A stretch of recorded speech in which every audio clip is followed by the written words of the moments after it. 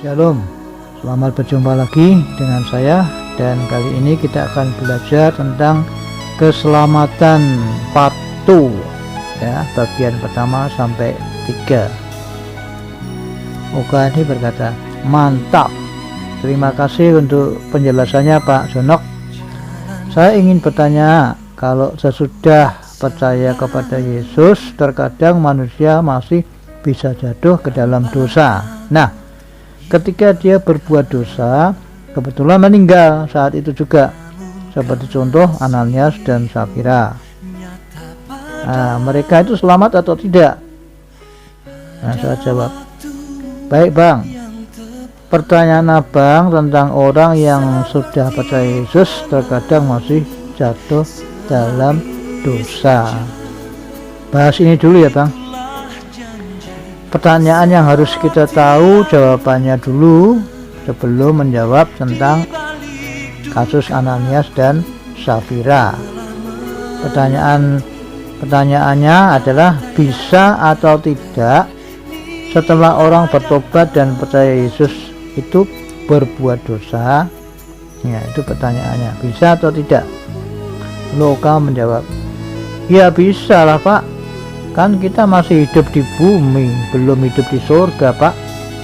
Tuh contohnya Ananias dan Safira kan, juga Petrus yang menyangkal Yesus 3 kali, apalagi Yudas Iskariot yang malah jadi pengkhianat Pak. Padahal mereka levelnya sudah jadi muridnya Yesus loh Pak, bukan sekedar orang Kristen biasa, namun masih bisa berbuat dosa Pak. Jadi selama kita masih hidup di bumi, meskipun sudah bertobat dan percaya Yesus, ya masih bisa berbuat dosa lah Pak. Saya jawab, baik Bang, mari kita baca firman Allah di 1 Petrus 1 ayat 23. Demikian firman Tuhan, karena kamu telah dilahirkan kembali bukan dari benih yang fana, tetapi dari benih yang tidak fana, oleh firman Allah yang hidup dan yang kekal. Kemudian 1 Yohanes 3 ayat 4 sampai 6 dan 9. Setiap orang yang berbuat dosa melanggar juga hukum Allah, sebab dosa ialah pelanggaran hukum Allah. Dan kamu tahu bahwa Ia telah menyatakan dirinya supaya Ia menghapus segala dosa, dan di dalam Dia tidak ada dosa. Karena itu, setiap orang yang tetap berada di dalam Dia tidak berbuat dosa lagi. Tetapi orang yang tetap berbuat dosa tidak melihat dan tidak mengenal Dia. Setiap orang yang lahir dari Allah tidak berbuat dosa lagi, sebab benih ilahi tetap ada di dalam Dia, dan ia tidak dapat berbuat dosa karena ia lahir dari Allah. Perhatikan ayat terakhir Bang. Firman Allah jelas menulis, setiap orang yang lahir dari Allah tidak dapat berbuat dosa. Nah, kenapa? Karena benih ilahi tetap ada di dalam orang itu. Nah, mari kita lihat terjemahan bahasa Inggris sekarang ya, di dalam terjemahan ASV. Demikian bunyi firman Tuhan, whosoever is begotten of God that no sin, because his seed abide in him, and he cannot sin because he is begotten of God. Perhatikan kata-kata yang saya tulis dengan huruf besar semua itu Bang. Nah, kemudian kita lihat versi yang lain, yaitu King James Version.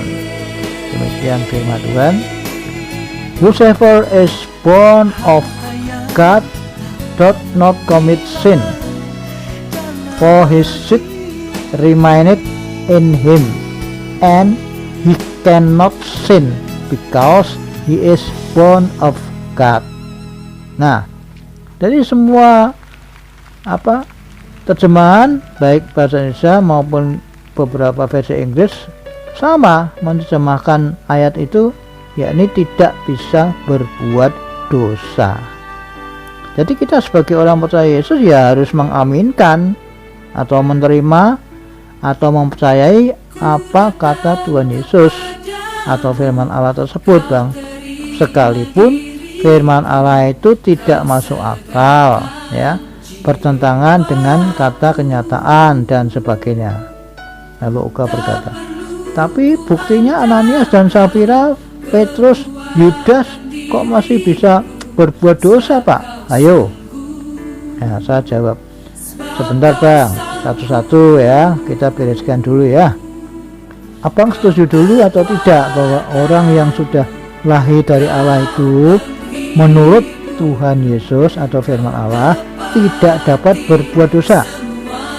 Lalu Oka ini menjawab, ya kalau menurut saya selama masih hidup di dunia maka masih bisa berbuat dosa, Pak, kecuali kalau sudah ada di surga baru tidak bisa berbuat dosa.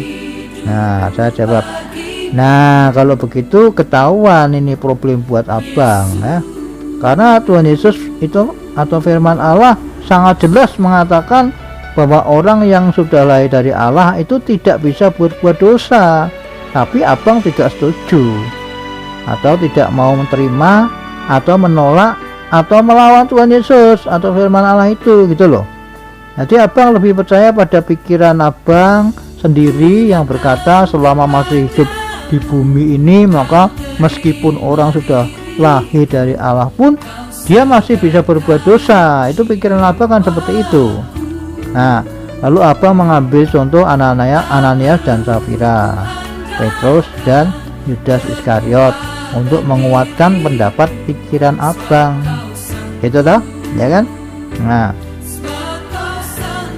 jadi lalu Oka menjawab, ya terserah kata bapak lah. Sekarang coba bapak jelaskan kepada saya, Ananias dan Safira, Petrus dan Yudas yang notabene atau menurut catatan mereka sudah jadi murid Yesus, kok buktinya masih bisa berbuat dosa?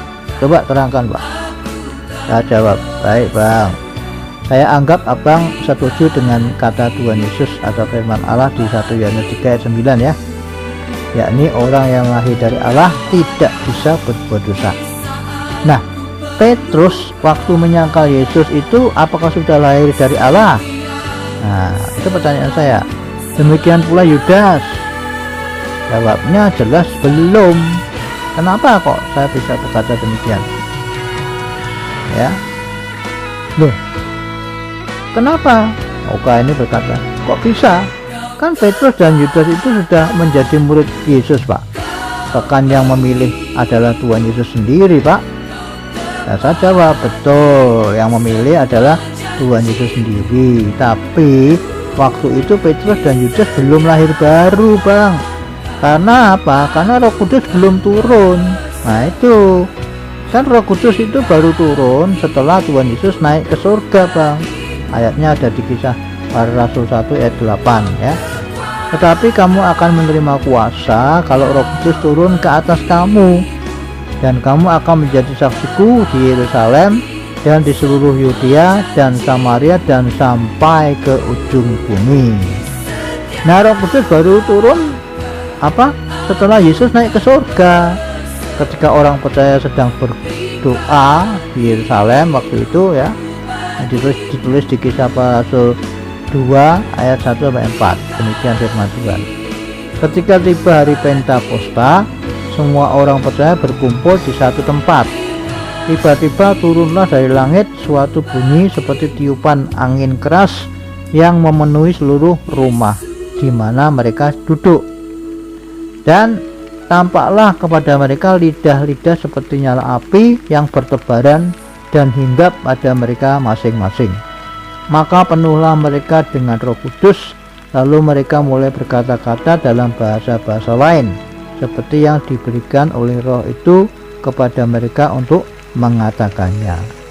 Nah, setelah peristiwa ini, Petrus benar-benar mengalami kelahiran kembali dari air dan Roh, sesuai yang Tuhan Yesus katakan di dalam Yohanes 3 ayat 5 sampai 7. Demikian firman Tuhan. Jawab Yesus, aku berkata kepadamu, sesungguhnya jika seorang tidak dilahirkan dari air dan roh, ia tidak dapat masuk ke dalam kerajaan Allah. Apa yang dilahirkan dari daging adalah daging, dan apa yang dilahirkan dari roh adalah roh. Janganlah engkau heran kalau aku berkata kepadamu, kamu harus dilahirkan kembali. Ya, sampai sini dulu ya. Kita lanjutkan pada episode berikutnya.